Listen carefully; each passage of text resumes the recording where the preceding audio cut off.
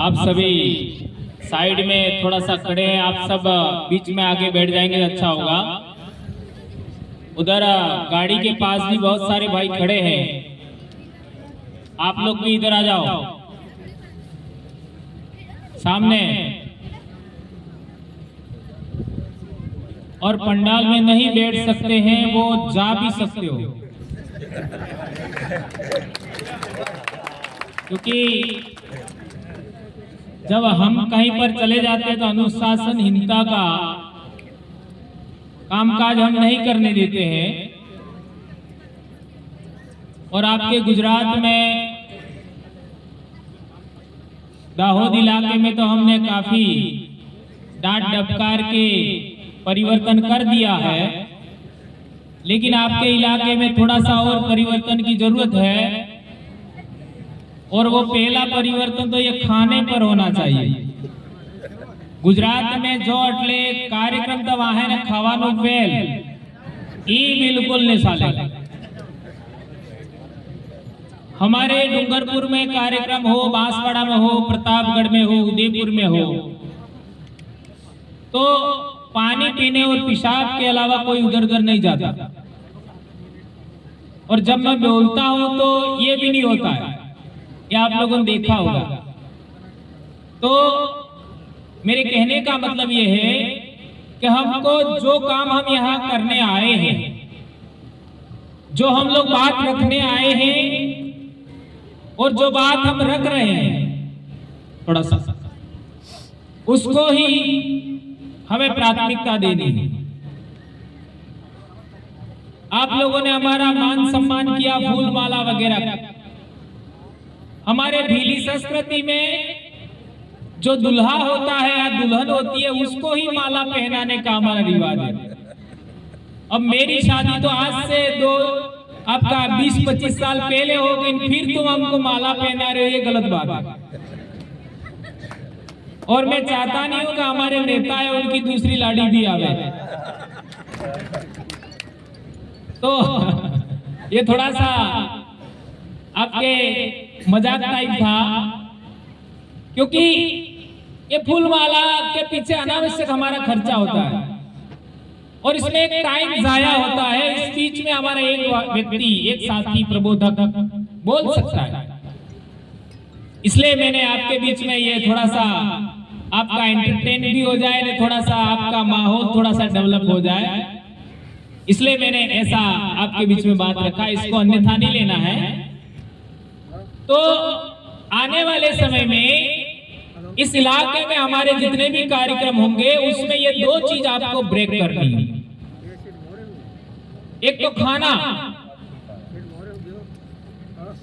और दूसरा ये फूल माला। ये थोड़ा सा हम लोग इसको नहीं स्वीकारते हैं। हम लोग मंच का सबसे पहले हमने विरोध किया और मंच पर हम नहीं बैठेंगे तो ये लगभग पूरे आदिवासी इलाके में ये बात सर्वमान्य हो गई और अब मंच पर बैठने वाला मामला खत्म कर दिया गया। और आज तक अपने आदिवासियों के कार्यक्रम में हमारे एमपी एमएलए कभी भी मंच पर नहीं बैठे, आप लोगों ने देखा होगा, साथ में ही बैठे। यही चीज हम लोगों को आगे बढ़ानी है। तो आज हमारा 7 मार्च 2025 हमारे बाप दादे अंग्रेजों के खिलाफ लड़ते हुए यहां पर शहीद हुए थे 1200 की संख्या में 1922 में। उनको सबसे पहले हम नमन करते हैं, उनको हम याद करते हैं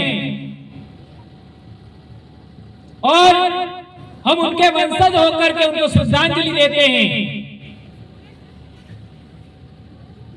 उनको याद करते हुए हम ये कहना चाहते हैं कि आखिर क्या कारण था। आज हल्दी घाटी युद्ध का उदाहरण देख लीजिए आप लोग। हल्दी घाटी युद्ध में कितने लोग मरे, रिकॉर्ड देखिए, तो वो भी 1200 की संख्या नहीं मिलेगी। मानगढ़ का उदाहरण देख लीजिए, 1500 आदिवासी इतनी बड़ी संख्या बड़े बड़े युद्धों में नहीं होती थी शहीद होने वाले लोगों की। आखिर वो क्या कारण थी? इस पर हमारा दिमाग सोचना चाहिए। हमारी बोली में इस प्रश्न को ध्यान में रखते हुए बोली में प्रबोधन हमको करना चाहिए। अब सवाल पैदा होता है कि यह इलाका कौन सी रियासत के अधीन था? तो यह इलाका ईडर रियासत में था, बराबर है? अब बताओ, छठी सदी में ईडर का राजा कौन था? छठी सदी में ईडर का राजा कौन था? मांडलिक भील। एम आई राइट? ये गलत है? छठी सदी में मांडलिक भील ईडर का राजा था और आपका 20वीं सदी अर्थात 1922 में 1922 20वीं सदी कहलाती है। तो इतने समय में हमारे लोग राजा से रंग हो गए। 566 अर्थात छठी सदी में हमारा बाप राजा था और 1922 में यह हत्याकांड हुआ, तब हम प्रजा हो गए। राजा से प्रजा कैसे हुए, ये बात जानना समझना जरूरी है। और यहां तो जिन लोगों ने यहां राज किया वो मांडलिक राजा ने उनके बाप गुहिल को संरक्षण दिया था। ये इतिहास सही है गलत है? ईडर के राजा मांडलिक भील ने गुहिल को संरक्षण दिया, अपने परिवार में बड़ा किया और उस जमाने में राजतंत्र नहीं होता था भीलों के राज में। ये बात बहुत बड़ी है। गणतंत्र हुआ करता था और गणतंत्र में जो योग्यतम आदमी होता है उसको राजा बनाया जाता है, चाहे वो अपने परिवार का हो या बाहर का हो। तो राजा मांडलिक ने अपने जीते जी गुहिल को राजा बनाया और उन्हीं के वंशज आगे बढ़ करके उदयपुर में, चित्तौड़ में, उदयपुर चित्तौड़ एक ही, और आपका डूंगरपुर बांसवाड़ा, ये पूरे बेल्ट में गुहिल वंश का राज रहा। उनके पूर्व पुरुष, आदि पुरुष, जो उनका पूर्वज था, उसको हमारे बाप दादाओं ने संरक्षण दिया। तो हमारे पूर्वजों की खासियत क्या थी, उसको एक उदाहरण और से समझते। आपका गुजरात के अंदर पहले रजवाड़े टाइम में कोई राजधानी थी तो वल्लभी थी। जब ईडर का हमारा राजा था उस जमाने में, और इसके बाद अणहिलवाड़ का स्थापना करने वाला वनराज चावड़ा, उसका पिता भी पंचासर का छोटा मोटा राजा था। पंचासर आज की तारीख में मेहसाणा में है। पंचासर का राजा था तो उसकी बाहर के लोगों ने आक्रमण करके उसको मार दिया। तो उसकी मां के पेट में था और उसका मामा और दोनों भीलों के बीच में जाके जंगल में रहे और भीलों ने संरक्षण दिया। और भीलों के संरक्षण में बड़ा होने के बाद 744, 45, 46 में अणहिलवाड़ का चावड़ा वंश का शुरुआत हुआ 8वीं सदी में।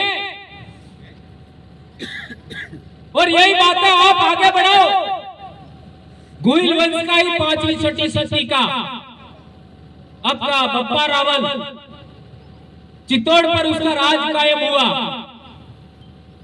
मौर्य वंश यानी मौर्य वंश के बाद उसमें भी 2 भील बाणद और देवा ने सहयोग किया था उनको।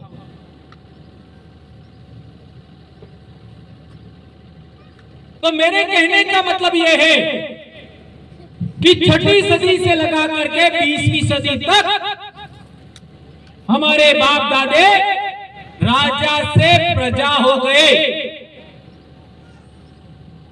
इस बीच में आप लोग देख लीजिए, ये सलूबर, वहां सोनारा भील का राज था, वो 13वीं सदी का मामला है।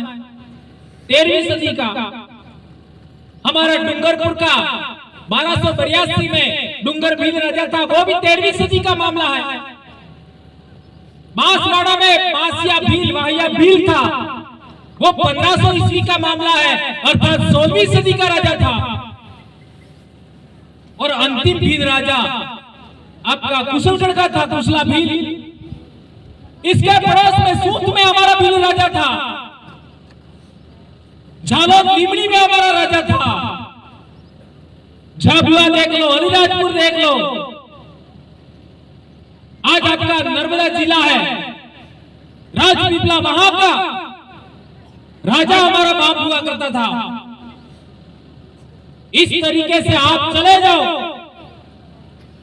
बॉम्बे तक, मारवाड़ से लगा करके बॉम्बे तक, ये एक जमाने में भीलराज था, एक जमाने में भील प्रदेश था।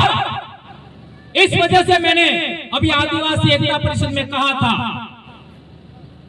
कि मेरे कहने का मतलब भीलराज क्या है। जहां जहां भीलों का राज था, जिस जिस इलाके में भीलों का राज था, वो भील प्रदेश से मेरी तरफ, वो पूरा इलाका। तो हम लोग राजा से प्रजा हो गए। अब लोकतंत्र में संविधान के रहते, लोकतंत्र के रहते हम लोगों को वापस राजा बनना है। कौन कौन इस बात के लिए तैयार हो? राजा बनना चाहते हो? भूख सहन करना होगा,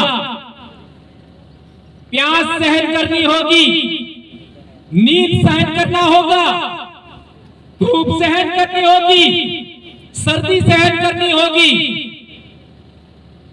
किसको पता था 2015 से पहले एक दुबला पतला मास्टर जो स्वयं बीमार है, लेकिन बिंदास बेबाक बोलने वाला इतिहास की बात है, और ये बोलने के बाद इतना बड़ा सामाजिक जनजागरण हो जाएगा, किसने सोचा था? 2015 से पहले हमारे लोग नाउम्मीद थे, नाउम्मीद कि अब हमारा कुछ नहीं हो सकता। हमारे लोग ये सोचते थे कि किसी की कृपा हमारे ऊपर हो जाए, कोई हमारे सिर पर हाथ रख दे, किसी का हमें मार्गदर्शन मिल जाए, और कोई हमको टिकट दे दे, कोई हमको पद दे दे, तो हमारा कल्याण होगा। आज क्या है? हम खुद हमारे हुक्मरान हैं, हम खुद हमारे निर्णायक हैं। हम चाहेंगे वो विधानसभा में जाएगा, हम चाहेंगे वो लोकसभा में जाएगा। ये व्यवस्था हम लोगों ने कायम कर दी। लेकिन अभी भी आप लोग भी बहुत पढ़े लिखे लोग हो। साबरकांठा, अरवली, डूंगरपुर, बांसवाड़ा, वलसाड़, ये वो जिले हैं हमारे इलाके के जहां बहुत उच्च क्वालिटी का, बहुत हाई रेट में एजुकेशन है, पढ़ाई है। इसके बावजूद भी हम लोग आदिवासियों की सबसे बड़ी समस्या का समाधान नहीं कर पाए। कितनी हैरानी की बात है। जनप्रतिनिधि हमारा, नेता हमारा, और हम आंख खड़े बैठे, टकटकी लगाए बैठे, घर गांधीनगर वालों पर, दिल्ली वालों पर, जयपुर वालों पर, भोपाल वालों पर कि वो हमको टिकट देंगे। तुम्हारे बाप राजा थे, तुम किसका इंतजार कर रहे हो? किसके निर्णय का इंतजार कर रहे हो? आपको निर्णय लेने लायक बनना पड़ेगा। आप लोग निर्णय लेने लायक बनोगे तब जाके आप राजा बनोगे। इसलिए मेरे कहने का मतलब यह है, हम लोगों ने बहुत कुछ खोया है, बहुत कुछ। हमने हमारी नौकरी दांव पे लगाया, जिंदगी दांव पे लगाया। हम लोग एक रात में कितना दूरी पार कर देते हैं। 11 बजे एक बार हम बांसवाड़ा से निकले थे और 7 बजे हम जबलपुर पहुंच गए। कितना फास्ट गए होंगे सोचिए। इस बीच में एक्सीडेंट हो गया तो क्या होगा हमारे बच्चों का, हमारे माँ बाप का क्या होगा? आज भी मेरे माँ बाप तो मुझे रोटी खिलाते हैं। कितना मेहनत, कई बार हमारा एक्सीडेंट हो गया, इसके बावजूद भी हम लोग दिन रात एक करके समाज को जन जागरण और समाज का जोड़ने में, प्रशिक्षित करने में रात दिन लगे हुए। आज से 3 दिन तक लगातार हमारे कार्यक्रम है। अभी हम यहाँ हैं, कल हम कर्नाटक में रहेंगे और परसों हम एमपी में रहेंगे। बोलिए, इस तरीके से हम दौड़ते हैं, इस तरीके से हम भागते हैं और समाज को जोड़ने के लिए प्रयास करते हैं। और आप तो इतने निकट हो, हमारे बहनों पानी ढोल तो नहीं आवे, पानी ढोल हमसे क्या है? और आज तक हम लोग बस खाना खाना खाना खाना। इसलिए कहा गए सरपंच साहब, तराल साहब, आप सबको आज के बाद आदिवासी परिवार के कार्यकर्ता यहाँ आते हैं। आप भी आदिवासी परिवार के हो और अभी बहुत जल्दी भिलोड़ा में बहुत बड़ा महासम्मेलन लेने वाले हैं। आज हमारे इलाके के लोग नहीं आए, क्यों नहीं आए बताओ? अभी वो प्रवीण बोल के गया, आजकल के मसाले फूक भगवान फसल कटाई, इसलिए फसल कट जाए इसके बाद हम भिलोड़ा में बहुत बड़ा सम्मेलन लेने वाले हैं। इसलिए अब आपके इलाके पर हम ध्यान देंगे, जन जागरण करेंगे, लेकिन आज के बाद ये 2 काम अपन को नहीं करना है, एक तो फूलमाला वाला और एक खाने वाला। ठीक है? इसका मतलब यह हुआ कि आप लोग खाना नहीं मिले ऐसा करके नहीं आओगे, ऐसा नहीं मत करना। ये घर जाके खाएंगे। हम लोगों ने बहुत कष्ट झेले। कांति भाई को पूछिए, हम लोग बाइक पर जाते थे, सारी नाइट वहां रहने का, सारी नाइट चर्चा करने का, दिन फिर कार्यक्रम, 2 दिन का कार्यक्रम होता था, आदिवासी परिवार के चिंतन शिविर। और एक बार तो बाइक पर हम मर जाते, मेरी बाइक भिड़ जाती एक लकड़ी के ठूंठे से, ऐसा कई बार हुआ। तो मेरे कहने का मतलब यह है कि हम लोग 2 प्रकार का अलायंस बना रहे हैं आज की तारीख में पूरे देश में। पूरे देश के आदिवासियों का 2 प्रकार का अलायंस बना रहे हैं। एक सोशल अलायंस, सोशल अलायंस जितने भी आदिवासी इलाकों में संगठन है, सामाजिक संगठन, उनका अलायंस बना रहे हैं। और एक दूसरा अलायंस पॉलिटिकल अलायंस, आदिवासी इलाके में जितने भी आदिवासियों की पार्टियां हैं उनका भी अलायंस बना रहे हैं।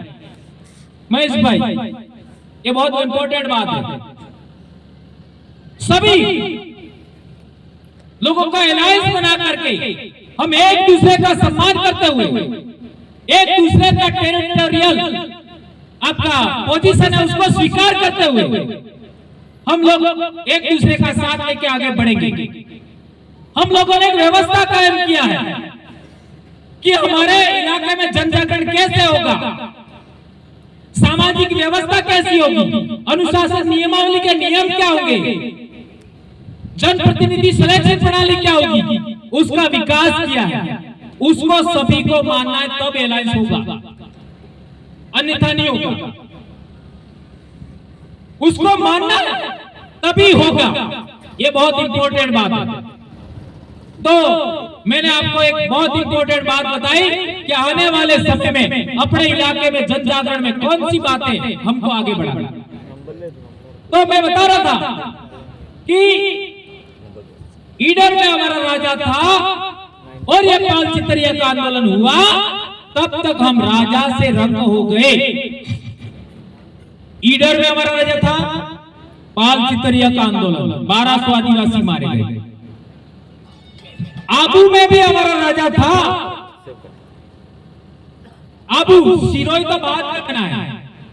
सबसे पहला भीलों का राज कहीं कायम हुआ, भीलों का राजतंत्र कहीं कायम हुआ, वो आबू में हुआ था।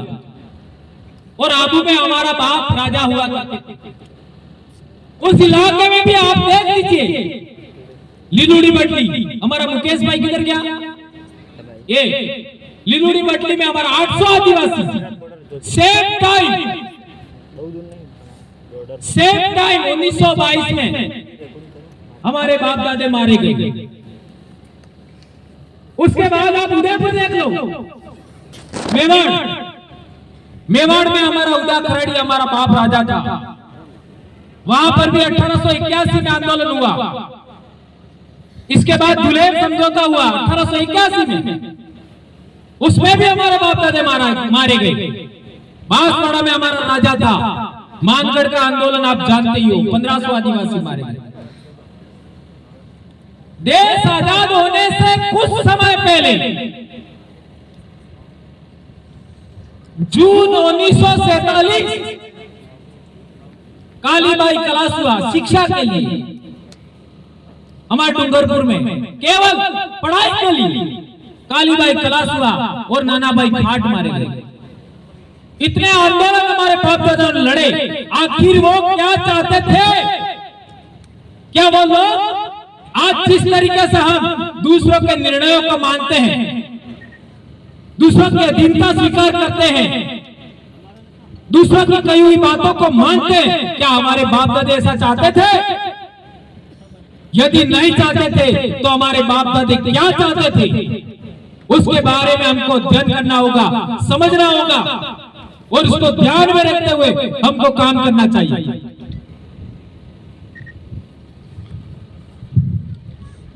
एक इंपॉर्टेंट बात,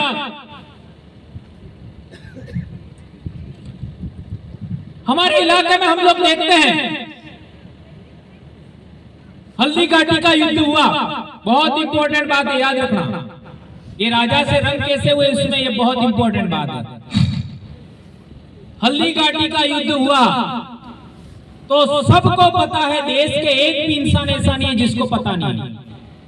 हमारे देश के सभी लोगों को पता है कि महाराणा प्रताप भीलों के पास आए और भीलों के एरिया में रहे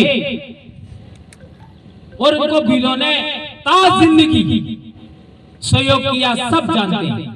और बड़े पैमाने पर इस लड़ाई में भील लोग शहीद हुए, सब जानते हैं, इसमें कोई बड़ी बात नहीं। लेकिन बहुत महत्वपूर्ण सवाल खड़ा कर रहा हूं मैं, उस जमाने में भील योद्धा लोग थे, राजे महाराजे थे, बहुत बड़ी शक्ति थे भील लोग। उसी टाइम आगरा में कौन राज कर रहा था? अनबन थोड़ा बोलो, कौन राज कर रहा था? अकबर। कौन था अकबर? मुगल। कौन था अकबर? मुगल। मुगल कौन थे? दो रेस का हाइब्रिड, एक तुर्क और एक मंगोल। मंगोल थे वो मुसलमान नहीं थे। मंगोलों का इतिहास पढ़िए, आपने नाम सुना होगा चंगेज खान। चंगेज खान के वंश की बेटी थी बाबर की मां और तैमूर लंग आपने नाम सुना होगा, वो तुर्क था, उसका वंश का उसका पिता था, उनके वंशज है वो मुगल कहलाए। उनके नवरत्न थे। कितने नवरत्न थे? 9।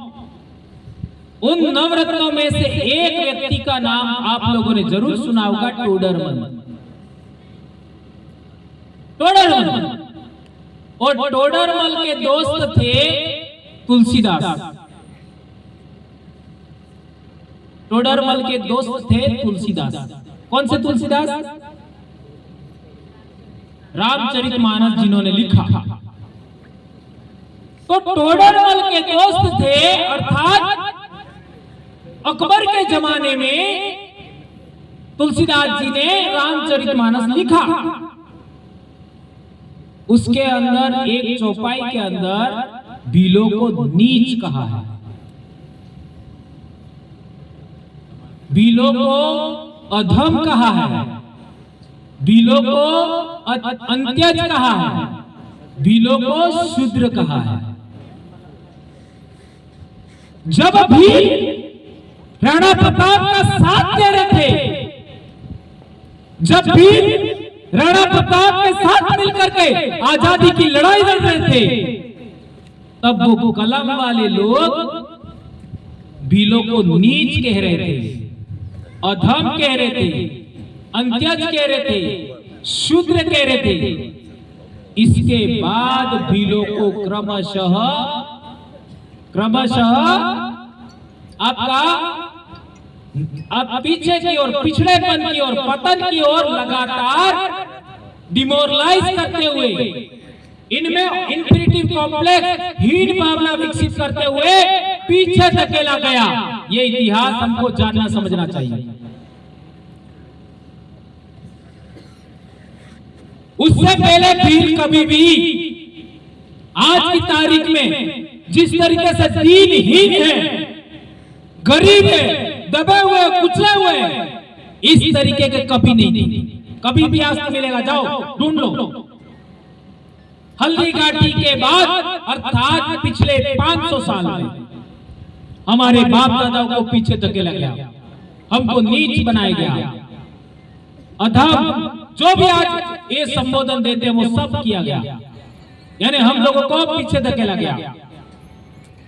ये बहुत बड़ी बात है, इसको समझना होगा।